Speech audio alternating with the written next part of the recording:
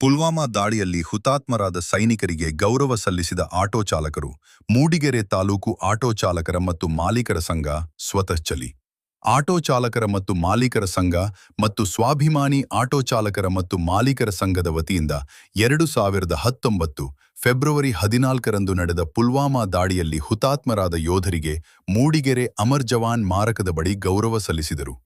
ಈ ಸಂದರ್ಭದಲ್ಲಿ ಮೂಡಿಗೆರೆ ತಾಲೂಕು ಆಟೋ ಚಾಲಕರ ಮತ್ತು ಮಾಲೀಕರ ಸಂಘದ ಗೌರವ ಅಧ್ಯಕ್ಷ ಎಂಎಚ್ ಅಮರನಾಥ್ ಮಾತನಾಡಿ, ದೇಶ ಕಾಯುವ ಯೋಧರಿಗೆ ಗೌರವ ಸಲ್ಲಿಸುವುದು ದೇಶದ ಪ್ರತಿಯೊಬ್ಬ ನಾಗರಿಕನ ಕರ್ತವ್ಯ.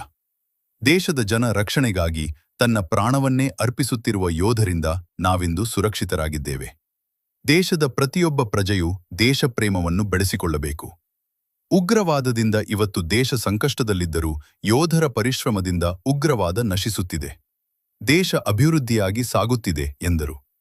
ಈ ಸಂದರ್ಭದಲ್ಲಿ ತಾಲೂಕು ಆಟೋ ಚಾಲಕರ ಮತ್ತು ಮಾಲೀಕರ ಸಂಘದ ಅಧ್ಯಕ್ಷ ನಾಗೇಶ್, ಮಾಜಿ ಅಧ್ಯಕ್ಷರಾದ ಪ್ರಕಾಶ್ ಮಹಮ್ಮದ್ ಹನೀಫ್, ಗಣೇಶ್, ಆಟೋ ಚಾಲಕರಾದ ಸನತ್, ರವಿ, ಮಂಜುನಾಥ್, ಆರಿಫ್, ಉಮೇಶ್, ಪ್ರದೀಪ್, ವಿಶ್ವ ಸೇರಿದಂತೆ ಹೆಚ್ಚಿನ ಸಂಖ್ಯೆಯಲ್ಲಿ ಆಟೋ ಚಾಲಕರು ಯೋಧರಿಗೆ ಪುಷ್ಪನಮನ ಸಲ್ಲಿಸಿದರು.